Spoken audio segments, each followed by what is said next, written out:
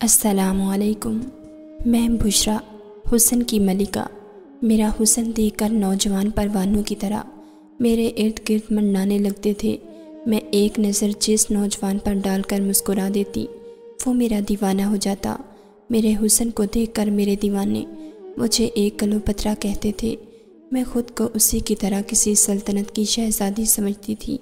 اسی حسن نے مجھے اتنا گھمنڈی اور مغرور بنا دیا تھا کہ میں یہ سمجھتی کہ میں کوئی عام سی لڑکی نہیں۔ میرا حسن عام نہیں، بہت خاص ہے۔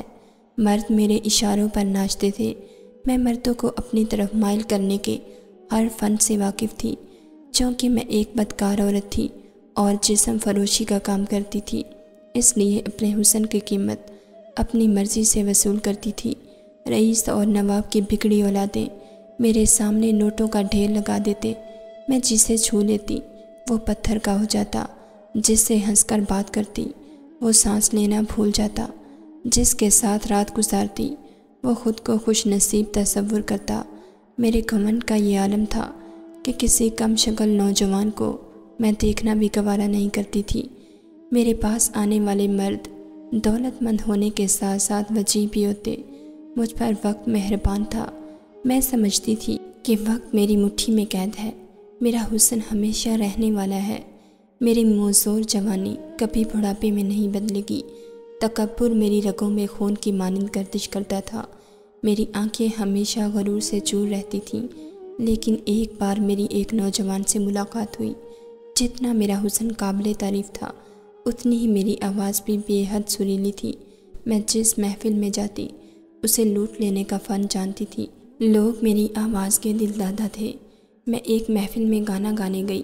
شام کا وقت تھا اور وہ محفل رات دیر تک جاری رہنی تھی۔ میری غزل کی محفل میں مرد ہی ہوتے تھے۔ شراب کا دور چل رہا تھا۔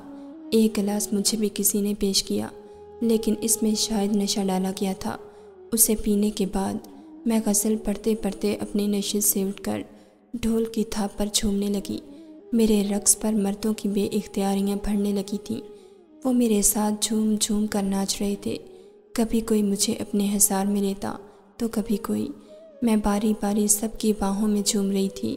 میرا چست لباس، گہرے گلے کی فراق، میں اپنے ساتھ ساتھ نہ جانے کتنوں کو مدہوش کر چکی تھی۔ میرے ساتھ کون کیسی کیسی گستاخیاں کر رہا، مجھے کوئی پرواہ نہیں تھی، کیونکہ ان سب کی میں عادی ہو چکی تھی۔ میری رات کی رنگینیاں عروج پر تھیں۔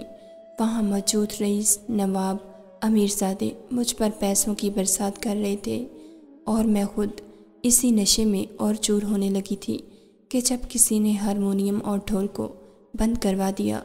میں نے خاموش ہو کر نشے سے چور آنکھوں سے پلٹ کر دیکھا تو ایک نوجوان وہاں کھڑا تھا۔ کہنے لگا، کیا ایمان بیچ کھایا ہے تم لوگوں نے؟ اذان کا بھی احترام نہیں۔ شاید وہ وقت عشاء کی اذان کا تھا، لیکن مجھے کہاں اس بات کی پرواہ تھی۔ میرے دل میں گناہ کا کوئی خوف نہیں تھا۔ میں اس وقت ایک نشے میں مدہوش شخص کی باہوں میں مقید تھی۔ میں نے خود کو اس امیرزادے کی باہوں سے آزاد کروایا اور لڑکھڑاتے قدموں سے اس شخص کے پاس گئی جو میرے ہارمونیم والے کے ساتھ بحث کر رہا تھا۔ میں نے بڑی بے باکی سے اس کے کندھے کو اپنے ہاتھ سے پکڑا تو وہ شخص کسی کرن کی مانند پیچھے ہٹا تھا۔ اس نے پلٹ کر بس مجھ پر سرسری سی نظر ڈال کر ہٹا لی اور آنکھیں جھکا لیں۔ پہلی بار نشے میں بھی مجھے حیرت کا جھٹکا لگا تھا۔ یہ کیسا شخص تھا جو مجھے دیکھ کر ایک پل میں ہی نظریں جھکا گیا؟ وہ نوجوان تھا، دیکھنے میں حسین تھا، لیکن اس کے چہرے پر موجود داڑھی اس کے حسن کو مات دے رہی تھی۔ اس کی پیشانی پر سجدے کی گہری سیاہ مہر اس کے چہرے کو بدنما سا کر رہی تھی۔ وہ نوجوان کم عمر تھا، یہی کوئی 22-23 سال کا۔ اس عمر میں تو جذبات عروج پر ہوتے ہیں، مخالف جنس پر نظر بے باک ہو جاتی ہے۔ انسان خود کو سب سے نمایاں رکھنے کے لیے کیا کچھ جتن نہیں کرتا، لیکن یہ نوجوان تو اپنے حسن کو کالا ٹیکا لگائے خود کو کمتر کر چکا تھا، اور اس کے چہرے پر سیاہ داڑھی اور اس کی جھکی نظریں وہاں موجود مردوں سے کہہ رہا تھا کہ اس محلے کی مسجد کا امام ہے، عشاء کی اذان دے رہا تھا، لیکن یہاں کے بجتے ڈھول اور ناچ گانوں کی بے ہنگم آوازوں کی وجہ سے وہ جماعت نہیں کروا پا رہا۔ وہ بس یہ کہہ رہا تھا کہ اس وقت ہم لوگ اپنی محفل کو روک لیں تو وہ سکون سے نماز پڑھا دے۔ بہت سے مردوں نے حامی بھر لی، لیکن میں اس شخص کے بالکل مقابلان کھڑی ہوئی۔ اسے بولی کہ ایک شرط پر ہم تمہیں موقع دیں گے، اگر نماز پڑھ کر تم میرا ناچ گانا دیکھنے آؤ۔ یہ سن کر اس کے چہرے پر ناگواری سی چھائی تھی۔ کم وقت کی نظریں ابھی بھی جھکی ہوئی تھی۔ میں چاہتی تھی وہ بس ایک بار مجھے دیکھے۔ مجھے یقین تھا کہ وہ مجھے غور سے دیکھے گا تو میرے حسن کا اسیر ہو جائے گا۔ کہنے لگا، عورتوں سے کلام نہیں کرتا میں۔ نظریں اس کی اب بھی جھکی ہوئی تھیں۔ میں نے کہا، میری طرف دیکھ کر بات کرو۔ نہ جانے کیوں اندر ہی اندر میں کچھ بے چین سی ہوئی تھی کہ وہ مجھے دیکھے۔ مجھے دیکھ کر اپنے ہوش کھو بیٹھے، لیکن وہ کہنے لگا، نہیں، آپ میرے لیے نامحرم ہو، اور نامحرم آگ ہوتی ہے، جلا دیتی ہے، بد نظری ایمان کی حلاوت کو ختم کر دیتی ہے۔ رسول اللہ صلی اللہ علیہ وآلہ وسلم کا ارشاد ہے کہ نگاہ شیطان کے تیروں میں سے ایک تیر ہے۔ جو شخص اس سے اللہ تعالیٰ کے خوف کی وجہ سے بچے تو اللہ اس کو ایسا نور ایمانی عطا فرماتے ہیں جس کی مٹھاس اور لذت وہ دل میں محسوس کرتا ہے۔ میں نظروں کی چوری کی وجہ سے ایمان کو قربان نہیں کر سکتا۔ یہ کہہ کر وہ وہاں سے نظریں جھکائے ہی چلا گیا۔ اس کی بات مجھے اپنی اہانت لگی تھی۔ میں نے ہارمونیم والے سے کہا کہ وہ ہارمونیم بجائے، ڈھول والے سے کہا کہ ڈھول اتنا تیز بجائے کہ اس محلے کا کوئی رہائشی نماز ٹھیک سے نہ پڑھ سکے۔ مجھے دیکھنا ہے اس شخص کی نظر میں ایسا کیا ہے جو اسے اتنا ناز ہے اپنی جھکی نظروں پر، اپنے ایمان کی پختگی پر۔ میرے اندر ایک آگ سی تھی جو بھڑک اٹھی تھی۔ شراب کا نشہ اس شخص کی باتوں نے اڑا کے رکھ دیا تھا۔ مجھے اپنے الفاظوں پر ذرا افسوس نہیں تھا۔ مسجد شاید 3-4 گھر چھوڑ گئی تھی، لیکن اس بار وہاں سے کوئی نہیں آیا۔ رات دیر تک ایسا ہی بے ہنگم شور جاری رہا۔ میں نے اپنی ضد پوری کی، حالانکہ یہ سب کر کے مجھے خوش ہونا چاہیے تھا، لیکن مجھے ایک پل چین نہیں آیا۔ حالانکہ میں آدھی رات محفل رنگین کر کے تھک کر اپنے گھر پہنچی تھی۔ میری آنکھیں نیند سے چور تھیں، تھکاوٹ کا احساس شدت لیے ہوئے تھا، لیکن اس کے باوجود میں سو نہیں پائی۔ مجھے اس شخص پر اب بھی اتنا غصہ آ رہا تھا۔ میری زندگی میں آنے والا وہ شاید پہلا شخص تھا جس نے مجھے آنکھ بھر کے نہیں دیکھا۔ میری تعریف تو بہت دور کی بات، یہ بات مجھ سے برداشت نہیں ہو رہی تھی۔ میں سو نہیں پائی، اور رات تک میری بے چینی کا یہ عالم تھا کہ میں نے ایک مرغا منگوایا اور اسے پہن کر نقاب کر کے میں اس امام کی مسجد میں پہنچ گئی۔ عصر کے بعد کا وقت تھا۔ وہ بچوں سے قرآن پاک کا سبق سن رہا تھا۔ مجھے دیکھ کر یہ سمجھا کہ شاید میں اپنے کسی بچے کو قرآن کی تعلیم دلوانے آئی ہوں۔ وہ مجھے اسی کے متعلق پوچھنے لگا۔ میں نے کہا، مجھے آپ سے کچھ مسئلہ پوچھنا ہے، لیکن اکیلے میں۔ حالانکہ میں برقع نقاب میں تھی، بس میری آنکھیں ہی دکھ رہی تھی، لیکن اس شخص پر میں حیران تھی کہ اس کی نظریں اب بھی جھکی ہوئی تھیں۔ کہنے لگا، اندر مفتی صاحب بیٹھے ہیں، پردے کا بھی انتظام ہے، آپ اپنے مسائل ان سے پوچھ لیں۔ میں نے کہا، میرا مسئلہ آپ ہیں، اس لیے بات بھی آپ ہی سے کرنا چاہتی ہوں۔ میری بات ہی ایسی تھی۔ اس نے ایک نظر برجستہ مجھ پر ڈالی، پھر جھکا لی۔ کہنے لگا، محترمہ، میں آپ کو جانتا نہیں۔ میں نے کہا، میں وہی ہوں جو کل ایک گھر میں ناچ گانا کر رہی تھی۔ یہ سن کر اس کے چہرے پر ناگواری سی آ گئی۔ دیکھ کر میرے سینے میں سلگتی آگ کو گویا کسی نے بھڑکا دیا ہو۔ مجھے دیکھ کر آج تک کسی کے چہرے پر ایسے ناگوار تاثرات نہیں آئے تھے جیسے وہ مجھے دے رہا تھا۔ میں تو حسن کی دیوی تھی جس کی مرد پوجا کرتے تھے، اور ایک یہ تھا کہ ایسی شکل بنانے لگا جیسے میں بدصورت ہوں۔ بڑے روکھے لہجے میں کہنے لگا، جی فرمائیے۔ میں نے کہا، مجھے تم سے محبت ہو گئی ہے۔ میری بات سن کر وہ اچنبھے میں آ گیا۔ کہنے لگا، آپ یہاں سے جا سکتی ہیں، مجھے آپ میں کوئی دلچسپی نہیں۔ وہ سخت لہجے سے بولا۔ میں نے کہا، مجھ میں کیا برائی ہے؟ وہ کہنے لگا، یہ آپ بہتر جانتی ہیں۔ میں نے کہا، تم نیک کیسے بن گئی؟ میرے الجھے سوالوں پر وہ نافہم سا تھا۔ کہنے لگا، یہ کیسا سوال ہے؟ میرے والد بھی میرے گاؤں کی مسجد کے امام ہیں، میری ماں بچیوں کو قرآن پاک پڑھاتی ہے۔ میں نے شروع سے یہی پاکیزہ ماحول دیکھا ہے، وہیں سے تربیت پائی ہے۔ اس کی بات پر میں تمسخرانہ مسکرائی تھی۔ میں نے کہا، اس میں تمہاری خوبی تو کچھ نہیں۔ اگر میں تمہارے گھر پیدا ہوئی ہوتی تو میں بھی باحیا ہوتی۔ میری ماں جسم فروش تھی، اس لیے میں بھی بن گئی۔ اس میں میرا کوئی قصور نہیں، اور نہ امام ہونا تمہاری خوبی۔ میری بات اسے بری لگی تھی۔ اس کے غصے سے بھرے تاثرات دیکھ کر میرے اندر لگی آگ پر اور سی پڑ گئی تھی۔ میں اسے لاجواب ہی کرنے آئی تھی، اپنی اہانت کا بدلہ لینے آئی تھی، اسے تذلیل کرنے آئی تھی، اپنی انا کو تسکین دینے آئی تھی، اور کافی حد تک اس میں کامیاب بھی ہو رہی تھی۔ وہ کہنے لگا، انسان کا اپنا بھی اختیار ہوتا ہے، چاہے تو برائی کا راستہ اختیار کرے، چاہے تو اچھائی کا۔ میں ہنسنے لگی۔ میں نے کہا، ایسا کر کے میری دلالی شروع کر دے۔ اگلے 30 سال دلال بن کر زندگی گزارنے کے بعد اسی مسجد میں آنا، میں دیکھوں گی کیا کوئی تمہاری حقیقت جان کر تمہیں امام مسجد بناتا ہے۔ پھر میں اگر اچھائی کرنے کا ارادہ کر بھی لوں تو مجھے عزت دے گا کون؟ تم دو گے؟ میرے لہجے میں سختی تھی، مجھے باتوں کا گر آتا تھا۔ میں لفظوں کی ملکہ تھی، وہ شاید میری بات کے سامنے لاجواب ہوا تھا۔ میں نے کہا، میں خوبصورت ہوں، حسین ہوں، لیکن میرے لیے تم نے ایک نظر بھی مجھ پر نہیں ڈالی۔ میں بد کردار ہوں۔ اگر صوم و صلات کی مالک ہوتی تو تم مجھ سے شادی کے خواہش مند ہوتے۔ میں اسے ایسے لفظوں کے نشتر چلا رہی تھی کہ وہ غصہ ضبط نہ کر پائے، لیکن کمال کا بندہ تھا وہ۔ غصے سے دونوں مٹھیاں بھینچے، نظریں جھکائے اپنا صبر آزما رہا تھا، اور یہ دیکھ کر میرے اندر بیٹھی انا کی دیوی کو چین مل رہا تھا۔ میں نے کہا، میں تم سے محبت کرنے لگی ہوں، اگر تم مجھے اپنا لو تو تمہاری جیسی ہو جاؤں گی، لیکن میں جانتی ہوں تم ایسا نہیں کرو گے، کیونکہ ہمیں حدیثیں سنانا آسان ہے، بس اپنانا آسان نہیں۔ اپنی عزت کوئی نہیں بناتا ہمیں۔ میں اپنی بھڑاس نکال چکی تھی، میرے اندر ٹھنڈک سی اتر آئی تھی۔ مجھے نہ اس امام سے محبت تھی، نہ ہی کوئی غرض۔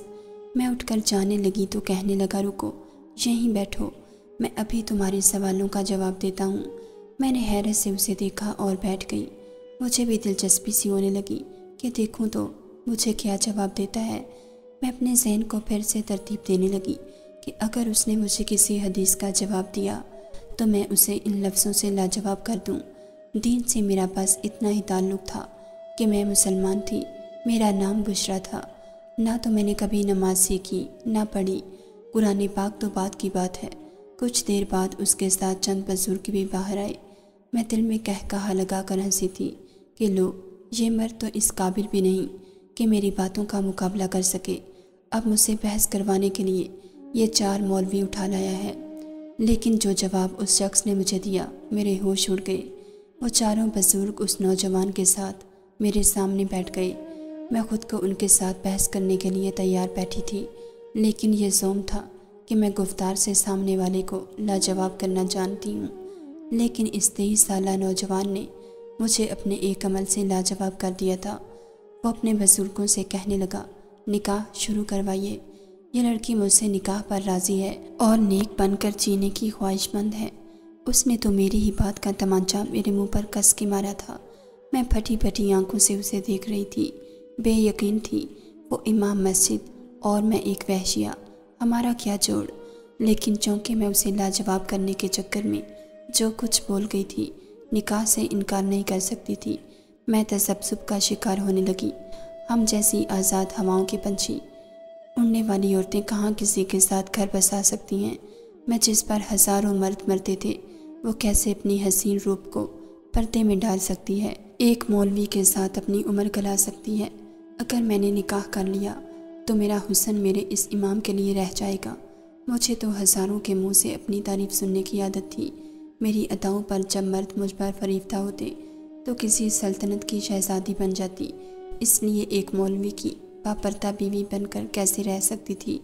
نکاح شروع ہو چکا تھا۔ ایجاب کو قبول کرتے ہوئے میرے گلے میں بے تحاشا گرا پڑ چکی تھی، لیکن میں پھنس چکی تھی، اس لیے مجھے نکاح کرنا پڑا۔ لیکن میں سوچ چکی تھی کہ کمرے میں جاتے ہی اس مولوی سے طلاق لے لوں گی۔ وہ کنگلا شخص امامت سے کماتا کیا ہوگا؟ میں تو ہزاروں لوٹانے کی عادی تھی۔ نکاح کے بعد وہ مجھے مسجد کے ساتھ منسلک اپنے درپے نما گھر میں لے گیا، جس میں بس ایک چھوٹا سا کمرہ تھا، ایک چھوٹا سا صحن اور باورچی خانہ۔ مجھے گھر میں داخل ہوئے بس کچھ ہی دیر ہوئی تھی کہ میرا تو دم گھٹنے لگا۔ میں نے بے شک پیسہ حرام طریقے سے بنایا تھا، لیکن میں سہولتوں کی عادی ہو چکی تھی۔ وہ مجھے کہہ کر گیا کہ میں عشاء کے بعد گھر واپس آؤں گا، آپ جو کھانا چاہیں بنا سکتی ہیں، دال سبزی موجود ہے۔ یہ کہہ کر وہ چلا گیا اور میں سوچ میں پڑ گئی کہ کس مصیبت میں پھنس گئی ہوں۔ مجھے کہاں کچھ پکانے کی عادت تھی، میں تو اپنے کیے پر پوری طرح پچھتا رہی تھی۔ آج تک میں نے تو بس اپنے حسن کو ہی چمکایا تھا، کچن کا کبھی رخ نہیں کیا تھا۔ میں یہ سوچنے لگی، یہ امام تو مجھے کر کر ہستی میں بسا دے گا، میرا تو حسن مان پڑ جائے گا۔ بہرحال میں نے کچھ نہیں پکایا۔ اس نوجوان کا نام علی تھا، جو مجھے نکاح کے وقت ہی معلوم ہوا تھا۔ وہ جب عشاء سے لوٹا تو کچھ کھانے کو ساتھ لایا تھا، مجھے دے دیا۔ اپنے لیے آملیٹ بنا کر کھایا، کہنے لگا کھانا سادہ مجھے پسند ہے۔ رات کو جب میں کمرے میں گئی تو اس نے ایک شاپ پر مجھے پکڑا دیا، کہنے لگا تیار ہو جائیے، میں باہر آپ کا انتظار کر رہا ہوں۔ وہ شاپ پر مجھے تھما کر باہر نکل گیا۔ اس میں ایک سستا سا فینسی جوڑا تھا، میں بھلا وہ کیسے پہن سکتی تھی؟ میں نے کچھ نہیں پہنا۔ جب وہ کمرے میں آیا تو میں نے اسے صاف کہہ دیا کہ میں نے تم سے کوئی محبت نہیں کی، میں تو تم سے بدلہ لینا چاہتی تھی، کیونکہ تم نے مجھے دیکھنے سے انکار کیا تھا، اپنے ایمان کی حلاوت کی بات کی تھی۔ بس مجھے تمہاری بات چبھ گئی، میں تمہیں آزمانا چاہتی تھی، تمہیں لاجواب کرنا چاہتی تھی، لیکن تم مجھے طلاق دے دو۔ میری بات سن کر وہ کچھ نہیں بولا۔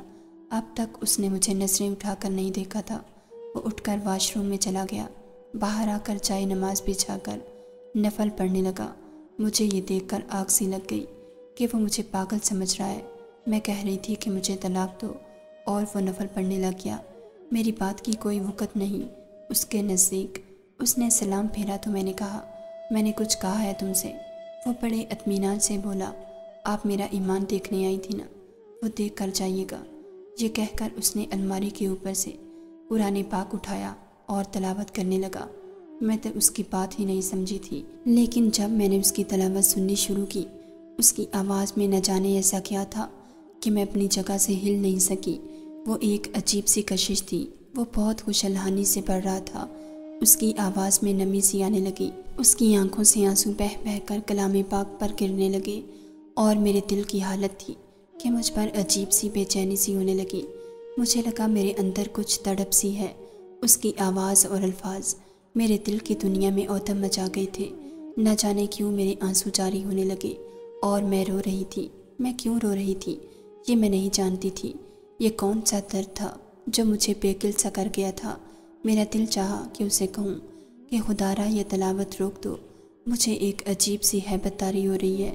اس کے آنسوؤں سے لبریز تلاوت کی آواز نے میرے اندر کی دنیا کو تہوبالا کر کے رکھ دیا تھا۔ وہ بہت دیر تک قرآن پاک پڑھتا رہا اور میری حالت غیر ہوتی رہی۔ اس کے بعد اس نے وہ کلام پاک واپس رکھ دیا اور میرے پاس آ کر بیٹھ گیا۔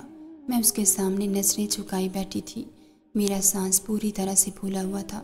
مجھ سے کہنے لگا، بہت شوق تھا آپ کو میری آنکھوں میں دیکھ کر بات کرنے کا، اب دیکھو میری آنکھوں میں، کیونکہ اب میں تمہارا محرم ہوں۔ میں نے جب اس کی آنکھوں میں دیکھا تو جیسے پتھر کی ہو کر رہ گئی۔ وہ بہت حسین نہیں تھا، اس کی آنکھیں رنگدار بھی نہیں تھی، لیکن جو کچھ اس کی آنکھوں میں تھا آج تک کسی مرد کی آنکھوں میں نہیں دیکھا تھا۔ میرے پاس لفظ نہیں تھے کہ بتا سکتی اس کی آنکھیں کیا تھیں، لیکن احساس تھا کہ میں اس کے سامنے کچھ بول ہی نہیں پائی، نہ اس کے حق کے لیے اسے انکار کر پائی۔ میرا حق مہر وہ مجھے رات کو ہی دے چکا تھا۔ صبح جب میری آنکھ کھلی تو وہ ظہر کی نماز کی تیاری کر رہا تھا۔ رات کو بلا کر میں نے اسے پھر طلاق کا مطالبہ کیا۔ کہنے لگا، اب آپ یہاں سے جا سکتی ہیں، 1 ماہ کا وقت ہے آپ کے پاس، چاہے تو آپ واپس آ جائیے گا، ورنہ میں آپ کو طلاق دے دوں گا۔ میں نے کہا، تمہیں برا نہیں لگے گا کہ تمہاری بیوی ہوتے ہوئے میں بدکاری کروں گی؟ مجھے اس شخص کی عقل پر حیرت ہوئی۔ کہنے لگا، مجھے اپنے رب پر بھروسہ ہے، آپ جائیں۔ یہ کیسا بھروسہ تھا؟ میں نے سوچا کہ ٹھیک ہے، مت دے طلاق، مجھے کیا فرق پڑتا ہے، کم از کم یہ مجھے زبردستی باندھ کر تو نہیں رکھ رہا۔ میں واپس اپنے گھر آ گئی۔ رات کو میں محفل پر جانے کے لیے تیار ہو گئی تھی، لیکن پھر بھی آئینے کے سامنے اپنا آپ بے وقت سا لگ رہا تھا۔ جیسے میرا حسین چہرہ ویسا نہیں رہا تھا، میرے دل کی عجیب حالت تھی۔ میں جب محفل میں گئی، سب کی نظریں مجھ پر تھیں، ہر بار ہوتی تھیں۔ یہ وہی ہوس شدہ نگاہیں تھیں جس کی میں عادی تھی، جو مجھے اچھی لگتی تھی، لیکن آج کسی خنجر کی مانند چپ رہی تھیں۔ میں غزل گانے لگی تو پھر الفاظ سل گئے، میرے کانوں میں ہارمونیم اور ڈھول کی آواز کی بجائے علی کی تلاوت سنائی دینے لگی۔ میرے دل کی حالت غیر سی ہونے لگی۔ مجھے لگ رہا تھا کہ وہ تلاوت کر رہا ہے، رو رہا ہے۔ اس کی آنکھیں مجھے اپنے سامنے دکھائی دینے لگیں۔ میرا دل بے تاب سا ہونے لگا۔ مجھے لگا وہ محفل خالی ہو چکی ہے، وہاں میرے اور علی کے علاوہ اور کوئی نہیں۔ میں وہاں سے اٹھ کھڑی ہوئی کہ واپس چلی جاؤں، لیکن میرے کسی مداح نے مجھے اپنی باہوں میں بھر لیا۔ کہنے لگا، بہت خوبصورت لگ رہی ہو۔ پہلی بار مجھے لگا کسی نے مجھے آنکھ میں جھونک دیا ہو۔ میں کرنٹ کی مانند اس شخص سے پیچھے ہٹی، اس کے منہ پر بے اختیار تھپڑ مار ڈالا۔ خبردار جو مجھے چھوا بھی۔ میں بھاگتی ہوئی اس محفل سے نکلی تھی۔ گھر پہنچی تو اپنے رویے پر حیران تھی۔ اس وقت مغرب کی اذان ہو رہی تھی۔ اللہ اکبر کی آواز سن کر مجھ پر بدحواسی چھانے لگی۔ میں نے پہلی بار وضو کیا تھا۔ نماز پڑھنی نہیں آتی تھی، لیکن پردوسانے بیٹھ گئی۔ پہلی بار رب کے سامنے رو رہی تھی۔ اپنا ایک ایک گناہ یاد آنے لگا۔ میرے دل پر میرا اختیار نہیں رہا تھا۔ میری کیفیت بدل چکی تھی۔ میں نے محفلوں میں جانا چھوڑ دیا، خود پر چادر اوڑھ لی۔ میرے مداح میرے گھر آ کر مجھ سے سب کچھ چھوڑ دینے کی وجہ پوچھتے۔ میرے پاس کوئی جواب ہی نہیں تھا۔ میرے کان جس کلام پاک کو سن چکے تھے، اب ان کانوں کو کچھ بھی سننا اچھا نہیں لگتا تھا۔ علی کی آواز میں جو درد تھا، جو محبت تھی اپنے رب کے لیے، وہ اس کی آواز میں کچھ ایسے ڈال تھی جو سننے والوں کے دلوں پر اثر کرتی تھی۔ میری زندگی بدل کر رہ گئی۔ 1 مہینہ پورا نہیں گزرا تھا کہ واپس علی کے پاس آ گئی۔ وہ اب کلام پاک پڑھ رہا تھا، لیکن اب یہ آواز میرے دل کو سکون بخش رہی تھی۔ وہ بھی رو رہا تھا۔ جب اس نے کلام پاک بند کیا، میں اس کے پیروں کے پاس بیٹھی تھی۔ مجھے دیکھ کر اس نے مجھے بازو سے پکڑ کر اپنے پاس بٹھایا۔ میں نے کہا، میں نے سب گناہ چھوڑ دیے ہیں۔ مجھے تمہارے ساتھ ویسے ہی زندگی گزارنی ہے جس سے مجھے سکون آ جائے۔ وہ مسکرانے لگا، کہنے لگا، مجھے یقین تھا کہ آپ واپس آ جائیں گی۔ یہ بھی یقین تھا میرے علاوہ آپ کو اب کوئی چھو نہیں سکتا۔ مجھے علی کی یہ بات بہت عجیب سی لگی۔